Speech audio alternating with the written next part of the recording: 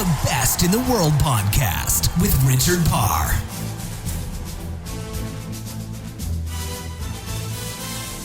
Hello and welcome to The Best in the World with Richard Parr, where I interview some of the greatest sports athletes on the planet. And this week's is Jon Potter.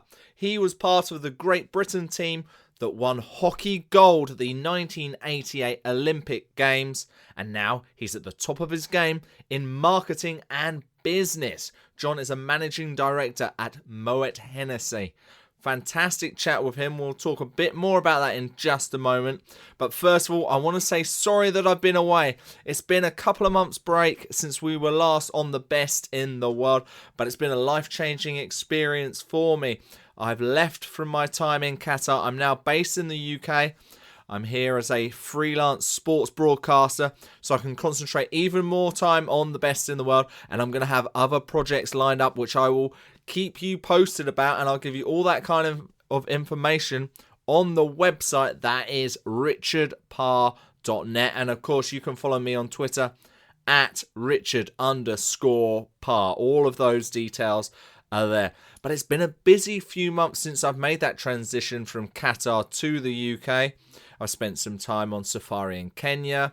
I've been to Thailand and Phuket to see a very good friend get married. I've been to Paris. I've been to the Euros.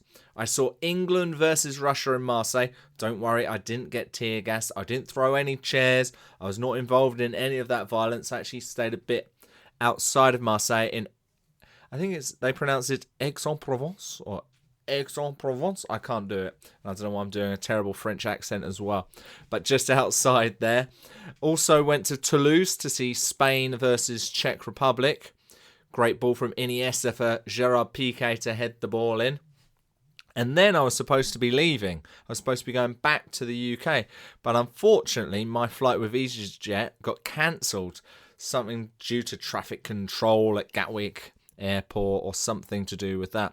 So, looking at all the options, me and my friend, we decided to see if we could go to see Portugal, Iceland. And after contacting a few people on Twitter, it actually turned out to be a very lucky day because these two guys, I want to name them, Domenico Rossi and Ronzo Riezzo. I believe that's how you say it. Apologies if I've said it wrong. But they had won 2 free tickets courtesy of Turkish Airlines, but were unable to go. And they kindly passed them on to us, and we were able to see Portugal face Iceland, a 1-1 draw. Really good game, fantastic hospitality from Turkish Airlines.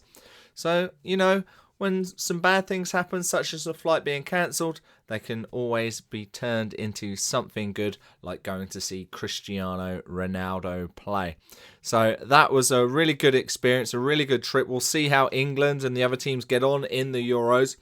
Jon and I talk about that in the podcast. He's a big West Ham fan, as well as being a 1988 gold medal winner. So many interesting things he talks about, particularly in team building and what he's learnt from hockey that he now uses in the business world. So if you're interested in high performance and team building, not only in sports but in business, I'm sure those of you who like reading Forbes and Time and The Economist, you'll find some really top information here from one of the top marketers in the whole world, Jon Potter. But just before we start that, I just want to mention my sponsor. This week's sponsor is Audible. You can get a free audiobook download from Audible and a 30-day free trial. All you have to do is go to audibletrial.com/best. That's audibletrial.com/best. That can make you smarter by listening to a brand new audiobook. And by helping you, you help me, which helps keep the show going. And we can learn more from the best in the world. Just like who's up next? It's Jon Potter. The Best in the World podcast with Richard Parr. Jon Potter, part of Great Britain's Olympic winning hockey team. Welcome to The Best in the World with Richard Parr. So that victory was back in 1988. So why don't you first tell our listeners what you're up to these days? Wow, yeah, 1988 seems like a long time ago. So, I live in Connecticut in the United States of America, and I'm a marketing guy. So I work for Moët Hennessy, run one of their business units here in the US. I've been in the US 9 years, and married with 4 kids who all sound American, and enjoying life in sunny Connecticut. But you're still very much English at heart, I'm guessing, by looking at your Twitter with all the Yes. sports results I've seen over the weekend. Yeah, very, very English at heart. And my 2 boys, who were I think 10 and 8 when we moved here, are still very English and big, England and West Ham fans. And my 2 girls, who are 5, sometimes get a little bit confused about whether they should be supporting the US or Britain. But we're definitely British. And have you taken up any of the American sports to follow? Any teams you watch, anything like that? Well, I tried playing ice hockey when I came here, but it's pretty difficult when you don't skate. So that was that was challenging. And yeah, we enjoy American sport. So particularly, big football fan. I follow the Green Bay Packers. I'm actually a shareholder now. Oh, wow. Green Bay, a Red Sox fan, a Celtics fan, and a New York Rangers fan. Oh, And wow. MLS is, soccer is growing significantly here. So we've started to follow the New York FC team. Oh, So it's good fun. that's the one with Pirlo and Lampard and It David is indeed. Villa and Yeah. the superstar team, which is actually losing to the other team, I believe. I think the Red Bulls are doing better these days. Red Bulls are still doing better, yeah. So, but MLS here is really, really growing well, and I still think that the opportunity for the US to win the World Cup is just increasing every year. Yeah, they're certainly looking better, especially under Klinsmann. And if we go back to your early childhood, I hear you were a pretty talented footballer and pretty good at cricket. So what made you ultimately choose hockey? Well, I suppose as a kid, I was just into sport. And typically then it was I played football. I played for my school and for the district and the county. Cricket was my first love, and I started playing hockey when I was about 14. And when I got to the age of about 16, 17, around about then, I had a choice one summer to make between going to Gloucester on a contract to play cricket over the summer down at Gloucester, or play for England schoolboys hockey. And I chose hockey mainly because I thought I was better at it, and I thought I could actually go further with hockey. But also because I had this love of travel. My mother's actually from Burma, and as a kid, I was sort of surrounded by 2 different cultures: English culture, Burmese culture, and I always wanted to travel. And I felt with hockey that if I progressed and did well in hockey, I had the opportunity to travel. So I chose hockey. Well, in fact, I saw on your Twitter one of your places on the list where you want to go this year is Santiago. Anywhere else you'd Yeah. like to go this year? Well, I had, in fact, this weekend I was supposed to be in Santiago, but my trip got cancelled. I think, I like exploring the US. So I still want to get to, I've been to 35 states. There's a few states I want to get to, like New Mexico. Cuba's high up on the list. And of all the continents I haven't, or areas of the world I haven't explored much, is then South America.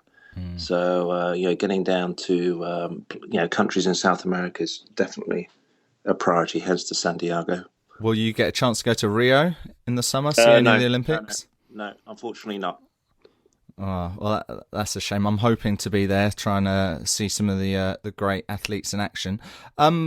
Just going back to your early days of learning hockey and playing, and one of the things we've got in common is we both went to the University of Southampton, Right. albeit different years. How much did their hockey team and their teams around help at all, or what was your time like back in Southampton back in those days? Well, I'd taken a year out from between school and university, and actually in that year out, which was 1980, long time ago, 1983, I actually broke into the England team at that stage and played in the European Cup of '83. My first international was in the Home Internationals in '83. So when I went to college, when I went to Southampton, I had just become an international player. So I had a rather odd relationship at university where I spent very few weekends there. But the time playing for the university was great. And first year we struggled. My third year, final year, we lost in the semi-final of the university's tournament. And we had a really good team, great bunch of guys. We played a particular way, and it was really enjoyable. So I think for me, the university part of it was enjoyment and seeing how far we could take a team that wasn't traditionally a strong hockey team, how far we could take it. And we got very close. We lost to Exeter on penalty strokes in the semi-final. So it was good. Oh, wow. And a year later, in 1984, you were in the Olympics. You got bronze, and you were one of the youngest players in that team. Did that matter? Was it daunting at all? Well, it was a surprise that we went because we didn't qualify, and we only went when the Russians boycotted in '84. So we had a very, very short period of time to get into shape, as it were. We'd all continued training, but we didn't think we were going. And I'd got into the Great Britain team in December of the previous year, '83. And again, through some odd sort of politics where a lot of England players had refused to play for Great Britain. And oddly enough, I happened to live near to the training camp. So one training weekend, I got a call saying, "Can you come to the training camp?" Because a lot of players hadn't turned up.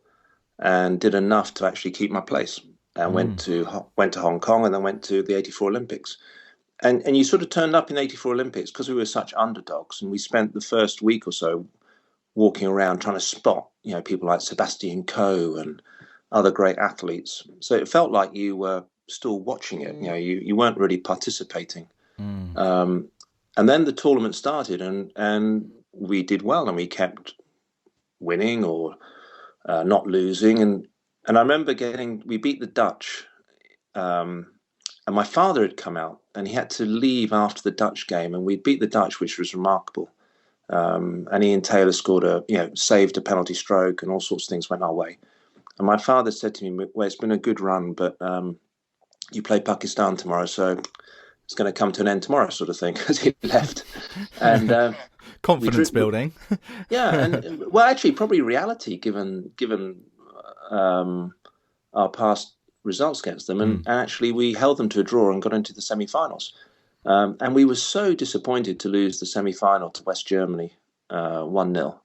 We felt we should have won that game, and then we had to play Australia in the third and fourth place. And I think the time when being the youngster helped was that there was quite an infamous team talk given by our coach, or our manager actually at the time, where he went around the room before the Australian game and basically challenged every single player apart from me, because I was apparently too young, age of 20, and made the team actually quite angry, very angry.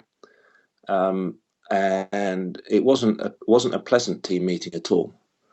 And what was interesting watching it or reflecting it afterwards was his belief that we were scared of Australia, that we felt we'd achieved enough getting to this place, and that we would look back in 6 months' time and realize that not winning the bronze medal was a huge mistake. But at the time, we would settle for fourth. And so his whole plan was make us angry at him to prove him wrong, rather than to be scared of Australia. And it was quite interesting when you reflect back on a piece of sports psychology. And we went out, we won 3-2, took the bronze. Wow. And that was really the making of that team, because in winning the bronze, we were thoroughly disappointed that we hadn't won the gold. And this was a team that had gone because the Russians had boycotted. We were the first reserves. We were ranked 12th out of 12, and we felt we should have won it. Were you feeling uncomfortable when he didn't challenge you personally? No, I was just feeling pleased. I just kept my head down. Roger was our manager also in '88. Yeah, unbelievable man, great manager. But when he turned on you, you knew it. And it was always for a reason. He wasn't somebody that would pick on a player or pick on a team out of spite. It was considered, it was thoughtful, but it was tough. And great manager. I read quite a bit about the Roger and David Whittaker had put a team together with a plan over quite a few years, and quite a bit of the team in '84 was a bit similar in '88. And one of the things that I read was there was quite a lot of mental preparation. And other than those team talks just before the games and the matches, what would it involve during training days or other days, not on match days? Well, it evolved over the 4 years. It was a physically tough regime. I mean, we were fit, and you would be run into the ground, and then they would pick you up and run you again. So it wasn't the training camps were tough, and just physically demanding. We had a system of play that if you bought into and you could execute, you were in the team. If you were one of the most talented players in the country, but you couldn't play the system or didn't want to play the system or weren't disciplined enough in the system, you wouldn't get picked. When we were away on trips, one of the little sort of signals of routines that we had just to show discipline was that we were weighed every single morning, and the weights were written up on a door. So it was a strict regime. But what happened over the 4 years was the way the manager and the coach interacted with the players changed. It changed from being a very directive, hands-on approach to being much more of coaching. And so if you look at 84, 85, you were told what to do. If you look at 86, 87, 88, there was far more questioning. You're asking you your opinion. When you're in this situation, what are you thinking? And so you could see, their sort of trust in us increasing, but also our trust in each other to actually find solutions increasing. And so the dynamic in the manager-coach relationship changed as that team matured and started to get a track record of performing. And we did, between 84 and 88, we'd go to tournaments and we'd regularly win medals. And so it was a completely different dynamic by the time we got to 88. So with that in mind, clearly there was more trust with the team. But at 88, your group stages didn't really start very well. I think you had a defeat and a draw and a few bits in between. Was there any panic there? How could you keep the belief going that you could win the gold? Well, there wasn't really any panic. I think the first game we drew after being 2-0 up. Second game, I think we won. We lost to Germany. In the pool game, which was a tight game. There wasn't any panic. I remember coming into the game against, I think it was Russia, where we said, it's time for the players now to step up. And we won, I think it was the Russian game, we won 3-0. We went into the next game, which I think was India, and we beat them 3-1 or 3-0. And we started to actually play the way we knew we could play, and a number of players just started to play incredibly well. And I would pick out someone like Steve Batchelor, who in those games and as we went into the semi-finals just was on fire. Same with Sean, same with Imran. So the big players really stepped up. And what was interesting, when we got to the Australian game, which was the semi, because we finished second in the group, Australia won their group. We were very, very calm and very confident that we could actually win that game. It turned into a bit of a tussle, and Sean scored that wonderful goal with about 5 minutes to go to win it. But it's funny how momentum shifts quite quickly in a group from being okay, not playing. We weren't playing badly, but then just 3 or 4 core players just pick the game up and turn that team around. And it was reflected. I love this. Roger Self's team talk in '84 was very, very aggressive and very challenging, because he thought we needed to be angry at him, not scared of Australia. When he stood up to speak in '88, there were a number of us who'd witnessed '84, and we'd all talked about it. Is he going to give the same talk? And he stood up, he looked around the room, and he said, "You're the best team in the world. Go and prove it. Meeting over." Wow. And we all walked. I remember we walked out going, "Roger Self thinks we're the best team in the world. Roger Self thinks we're the best team in the world." And we had so much respect for this man that sort of confidence that he had in us meant a huge amount as we went into that game. Was it also maybe that you'd also seen him as a father figure? So when you went out there, you didn't want to let him down when he said something like that? Could that be involved at all? Yeah, I think we did see him as a father figure in some respects, but the respect we had for him, he is a fascinating manager, because he's tough, but he would care for you. He'd make you laugh. He'd make you want to hit him. But he really got into our heads and knew how to organise and get players to play in a system. And we were a classic counter-attack team. And there's a great interview, I think, with the Dutch captain. The Dutch had just won the bronze medal. The Dutch captain at half-time in the final is interviewed. And he says, Great Britain are 1-0 up. I can't see Germany coming back from that. It's like one goal. And we were hugely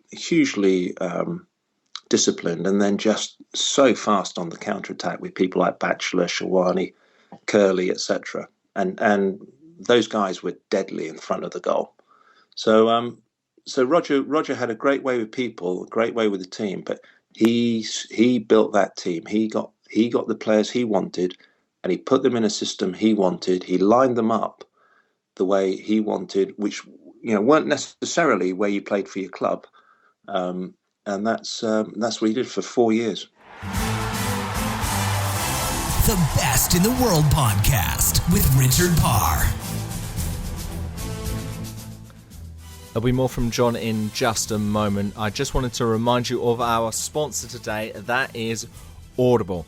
Now, a lot of different podcasts, they might take on any different type of sponsor anyway to get a bit of moolah, a bit of money.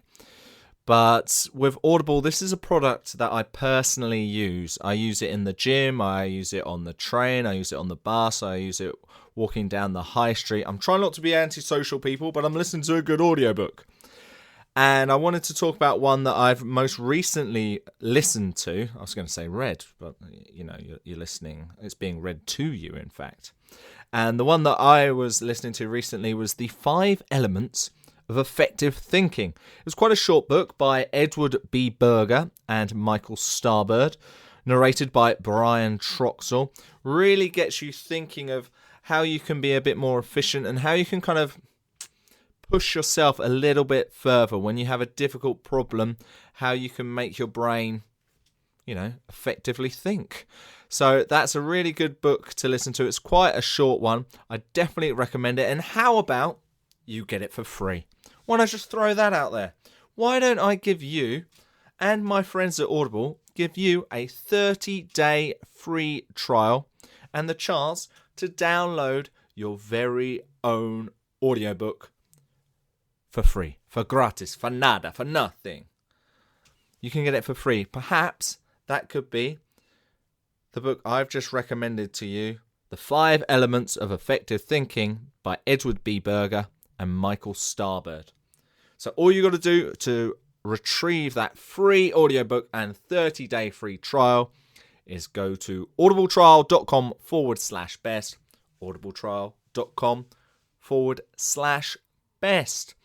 let's return to our conversation with Jon Potter.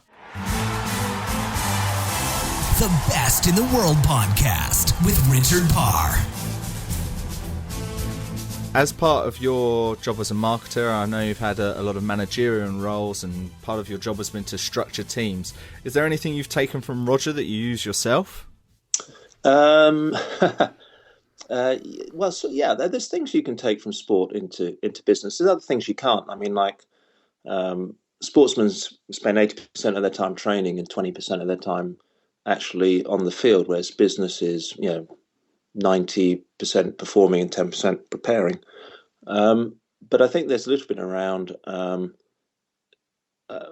making sure you have the right team. One of the things I've always put on my team's objectives, number one objective is team. So make sure you have the right people. Make sure you have the right people for the right task ahead of you in terms of what's required, the issue that you're facing, and what's required.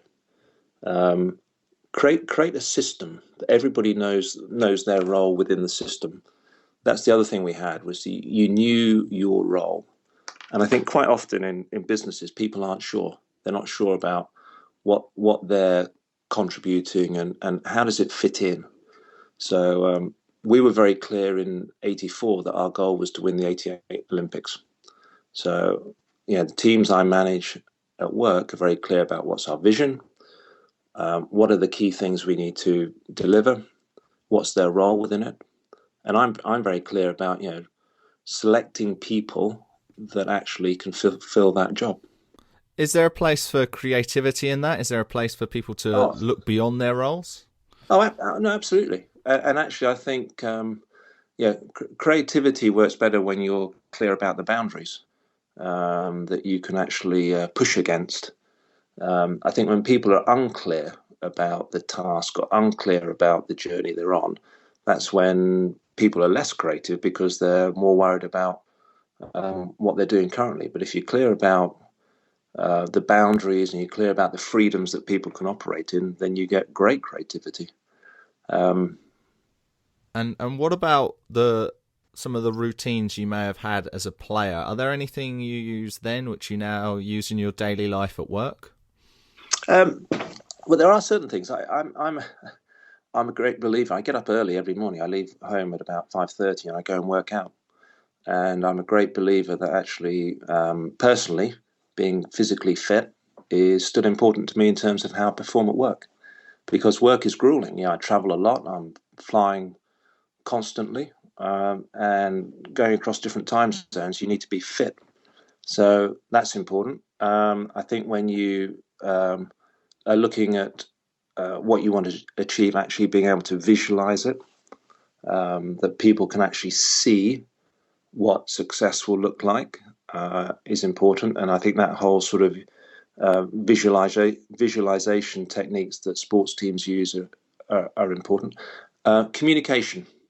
The thing we had in that team of '84, '88 was great communication. When we meet now, we can finish each other's sentences. It's very natural because we spend a lot of time together and the communication was strong. At business, it's more challenging because you've got lots of tasks to do and your team is halfway across the United States of America, across the world. So putting in structures to help communication. At the moment, I have a team that is based, half the team is in Napa, half the team is in New York, and we talk every Monday at 3 p.m. New York time. And we're just catching up with each other about what we're doing, what are the key issues, any questions, any uncertainty. So that over communication, I think, is hugely important. Do you do any team building exercises at all? We do some. I mean, we don't do it for the sake of doing it. But what we do, first of all, we set out, any team I manage, we set out very early to define the vision, our success metrics, whether that be volume, profit, cash flow, etc. And then we work out very clearly what are the key initiatives or pillars, as we call them, that we want to pursue, and what's the culture we want to create. So, this team I've been running since January, the first thing we did is actually write down a charter about how we wanted to work. What sort of business do we want to create? And silly little things like, we're a very flat organization. So we're constantly working. So one of the rules we put into place was, no emails at weekends. And just to allow people to get away at the weekend. I'm sure, I work at weekends, but I won't email any of my team, and I don't expect and I don't get emails back from them. So we create those sort of culture and that charter of how we want to behave together, and we call each other on it when we see it, when it's good, when it's bad. So do we do a lot about team work per se, or team exercises? Not necessarily, but we do put in place. I do put in place very strong sort of how are we going to behave and work together, and what sort of business would we be proud of, not just in terms of financial performance, but in terms of the culture we want to create for our teams. That's great. It's almost like you're giving your staff like a mental reset at weekends just to get them ready for the next week ahead. I really like that. Exactly. So what excites you most about your role? It seems to be something that you're quite interested and passionate about. What excites you most at the moment? Well, the thing that's always excited me is growth, and again, actually, I think taking from that team of 84, 88, I like to create businesses and teams that go beyond what they thought was possible, and actually achieve things that people say you can't do. And as we went into 84, people would say, "Oh, you're there to make up the numbers." When we came back from 84, a lot of people said you were lucky. That was it. Well done. Luck. And what I love doing in businesses is turning things around. And the brands I've worked on, the business I've worked on, and the places I've worked in, whether it be, spent 3 years in the Czech Republic, spent 3 years working across Africa. I managed a part of a US business through the Great Recession here a few years ago. The thing I've always really enjoyed is turning things around, achieving more than people thought, and actually creating teams and people that look back on it and go, A, that was great, but secondly, that was fun. We really enjoyed that time when we did this. In those situations, is it a matter of working harder or just working differently? Working smarter. Yeah. And I think being really clear about what the issue is. I love that line in the Apollo 13 film when it blows up and the famous, Houston, we have a problem, and the controller stands up and says to his team, he says, "Don't guess, work the issue." And removing guessing or personal beliefs and getting to the heart of an issue, and then finding the creativity to solve it, I think those are the two things I love. What's really the problem here? What's really going on? And then what are the creative solutions that you can actually bring to the brand or bring to the business that are going to solve it? Well, I know you're very busy, so I won't keep you for too much longer. I've just got 2 more questions to ask you. One of them was going to be, who would you most like to spend a day with right now? But when I was looking at your Twitter earlier, I noticed that you'd recently spent some time with Jenson, obviously a former Formula One world champion. What was that like? What was he like? He was tremendous. I mean, I think it was a better day for me than for him, because his car, it was the Montreal Formula One race, and his car broke down after about 10 laps, and we're a sponsor, and I ended up sitting next to him in a very small sort of hospitality area, and what an unbelievably charming, smart and fun guy. World champion, really, really easy to talk to, just come out of a race which would have been hugely disappointed for him, and was charming and very insightful. So that was, for me, special. I think for him, he'd probably rather been on the track. If you said to me somebody else, then at the moment, being a West Ham fan, I think it's pretty straightforward. Spending a day with Payet would be tremendous. I mean, what a stunning athlete. Yeah, and he could drag this France team all the way to success at Euro 2016. Who knows? Well, I hope not, because I think if England now win the next game, I think they probably play France. Quite possibly. I think that's how it's looking. But what a remarkable soccer player. Yeah, fantastic. Well, Jon, thank you so much for your time today. Just before we go, maybe you could give our listeners how they can follow you on Twitter or any other social media or websites that they can follow you and your brand, and anything else you'd like to pass out to the world. Well, my Twitter and Instagram handles are Jon Jon Potter 6, so they're quite easy to remember. Jon without an H, Potter 6, and I just enjoyed the conversation. Recapping the time of 84, 88 is always fun. Very special team, very special moment, and I'm still enjoying the journey. Fantastic. Well, we'll hope to follow your journey on Twitter and Instagram. Jon Potter, thank you for being the best in the world. Thanks. The Best in the World podcast with Richard Parr.